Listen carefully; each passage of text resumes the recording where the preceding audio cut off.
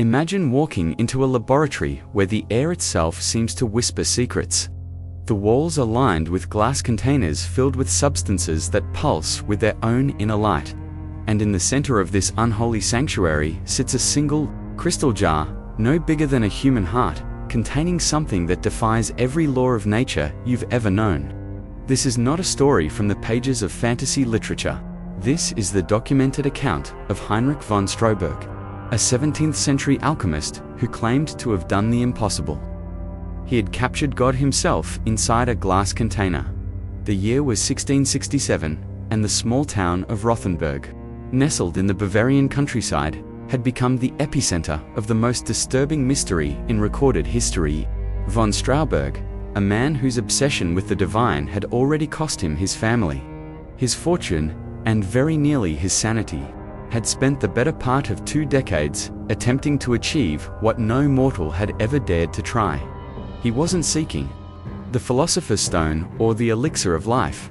No, his ambition was far more dangerous, far more blasphemous.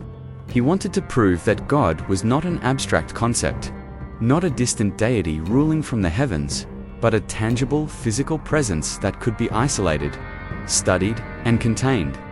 The townspeople had long regarded von Strohberg as eccentric at best, heretical at worst. His laboratory, housed in the basement of a crumbling monastery he had purchased with the last of his inheritance, was a maze of copper distillation apparatus, mercury baths, and furnaces that burned day and night. The locals whispered that he had made pacts with demons, that the strange lights and sounds emanating from his workshop were evidence of his communion with dark forces, but they were wrong. Von Strohberg's obsession was not with darkness, but with light itself. According to his meticulous journals, which survived the fire that eventually consumed his laboratory, von Strohberg had spent years experimenting with what he called divine luminescence. He believed that God's essence could be found in the space between matter and energy. In the moment when one transforms into the other, his experiments involved subjecting various substances to extreme temperatures and pressures while exposing them to specific combinations of light and sound. He had noticed that certain rare minerals, when heated to precisely 1473 degrees and exposed to the resonant frequency of a human scream, would emit a light that seemed to move with purpose, with consciousness. But it was on the night of November 13, 1667, that von Strohberg claimed to have achieved his ultimate breakthrough. In his own words, recorded in a journal entry written in a hand that trembled with either ecstasy or terror, he described how he had been working with a sample of crystallized sulfur mixed with mercury and the powdered bones of a stillborn child.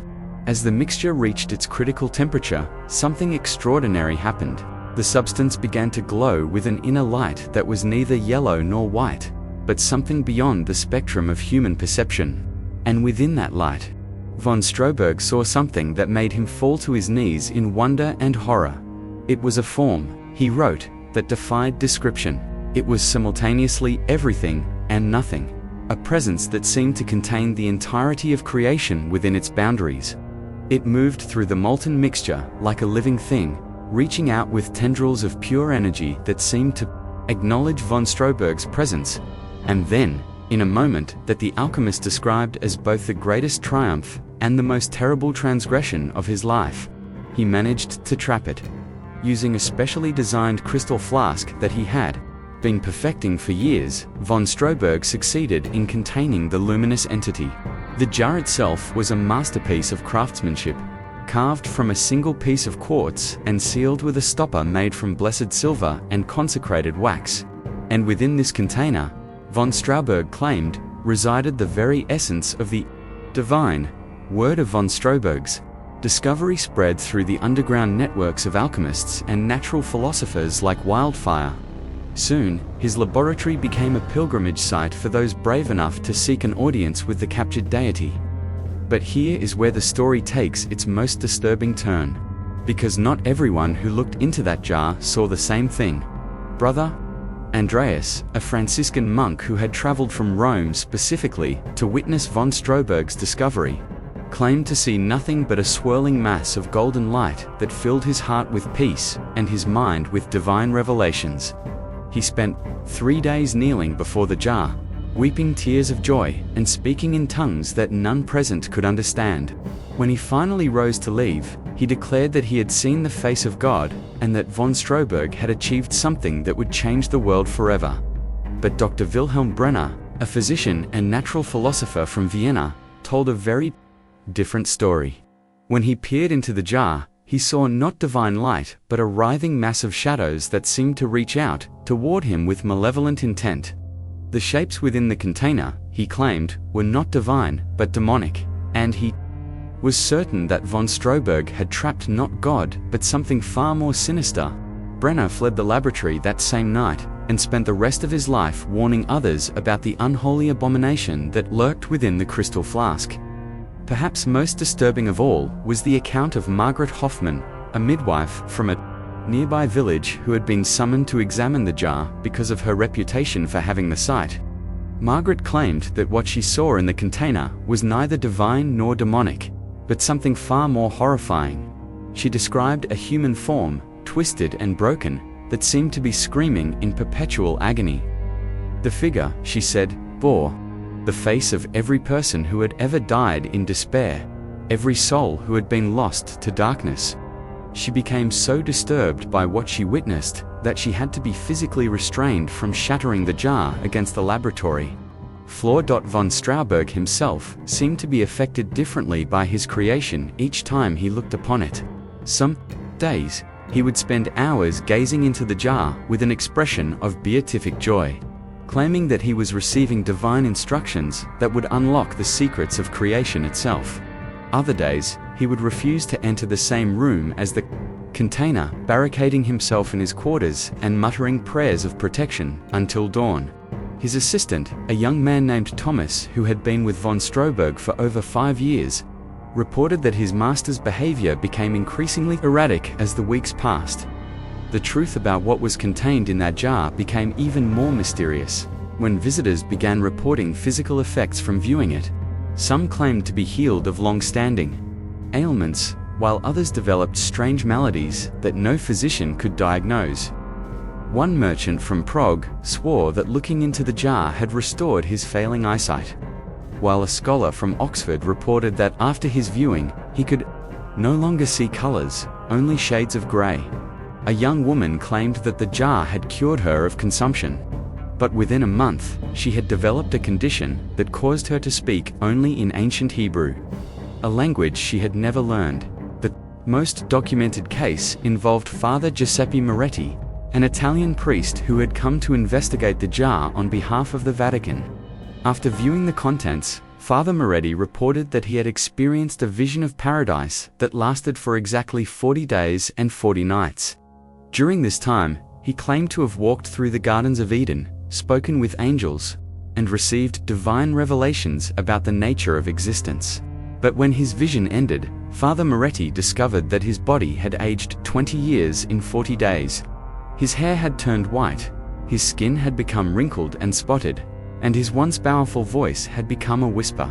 He died less than a year later, but not before dictating a detailed account of his vision that filled over 300 pages. Von Stroberg's journals from this period reveal a man consumed by doubt and growing terror.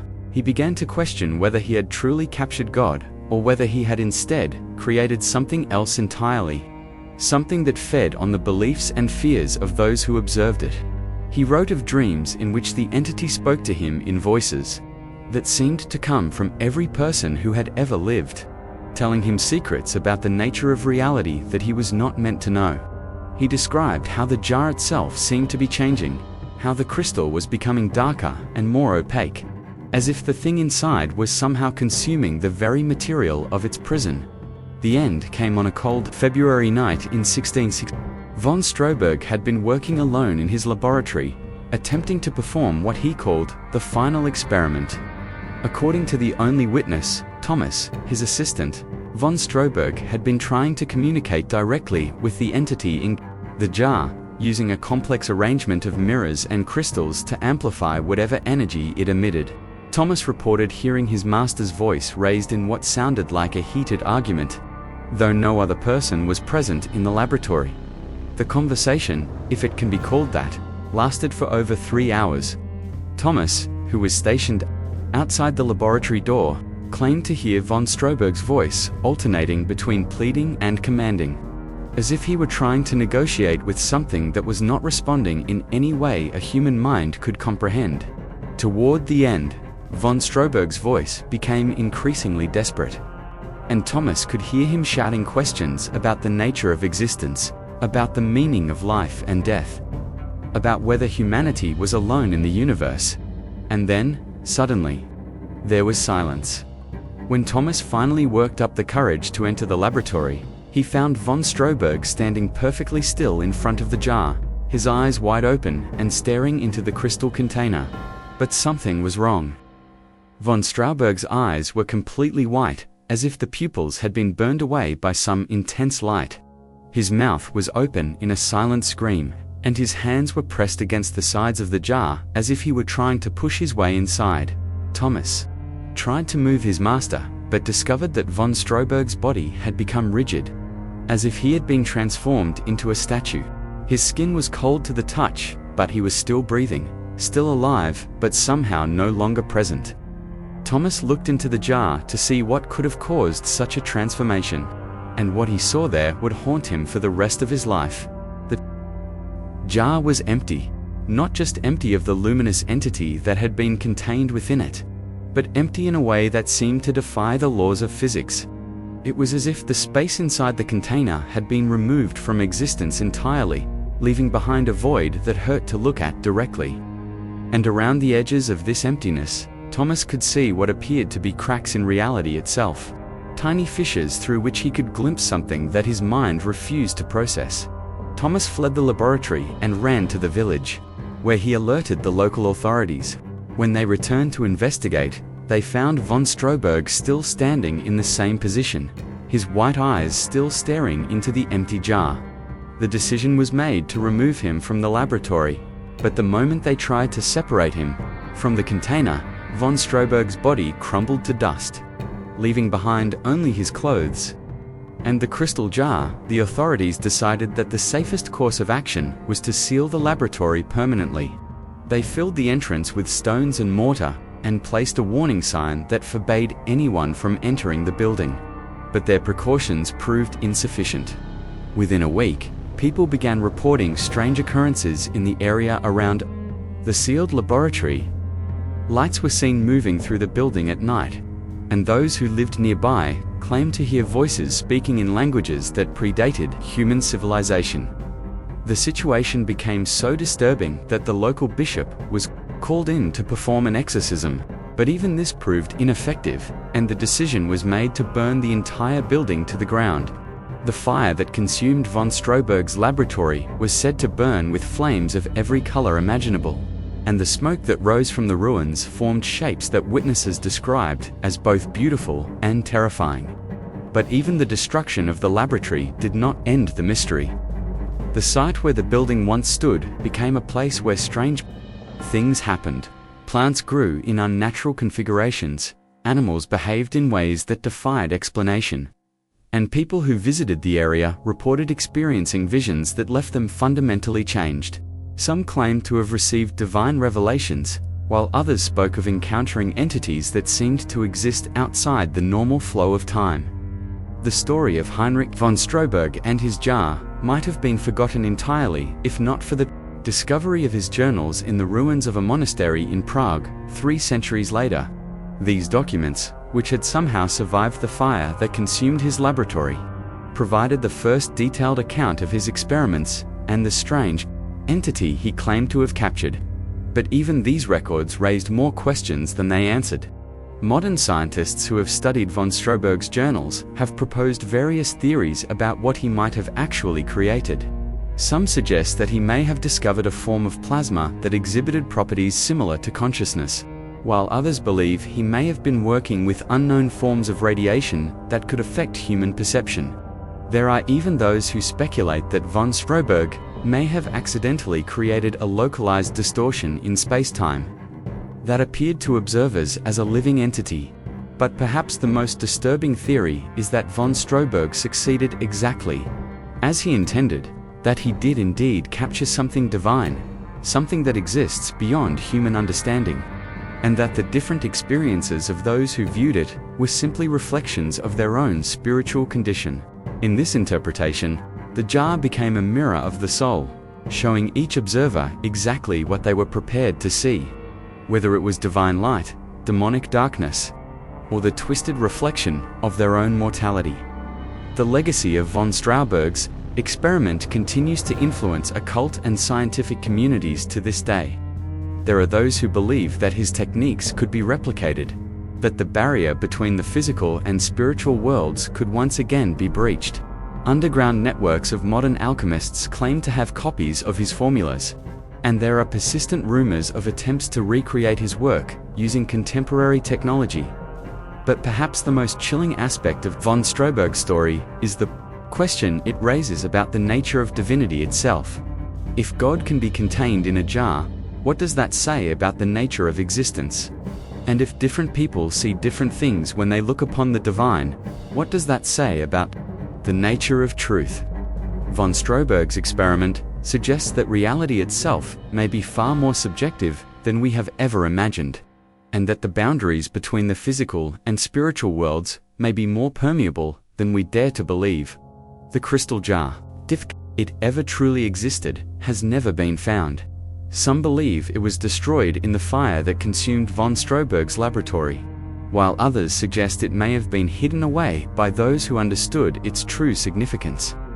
There are even rumors that it survived the centuries, passed down through secret societies and hidden cults, waiting for someone brave enough or foolish enough to open it once again.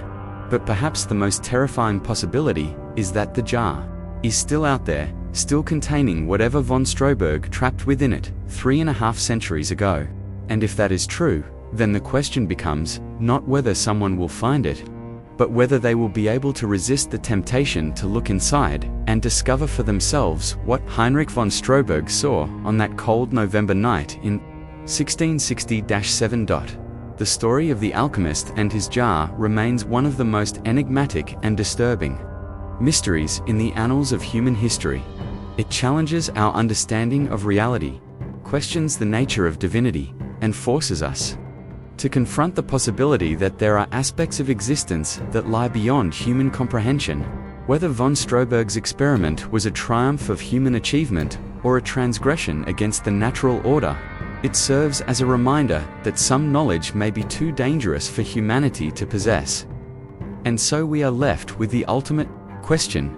If you were to encounter von Straubberg's jar, if you were given the opportunity to peer into its crystal depths and see what lies beyond the veil of reality, would you have the courage to look, or would you have the wisdom to turn away? Because in the end, the most terrifying aspect of von Straubberg's story may not be what he found in that jar, but what that jar revealed about the nature of those who dared to look inside it. The truth, as Heinrich von Straubberg discovered, is not always something we are meant to see, and sometimes the greatest tragedy is not failing to find God, but succeeding in capturing something that was never meant to be contained by human hands. In his quest to prove the existence of the divine, von Straubberg may have instead proven that there are forces in the universe that exist beyond human understanding, and that some mysteries are better left unsolved. This is the tale of an alchemist who believed he had found God inside a glass jar, and the terrible price he paid for his discovery. It is a story that reminds us that the pursuit of knowledge, no matter how noble the intention, can lead us to places where human beings were never meant to go. And perhaps, in the end, that is the most divine truth of all.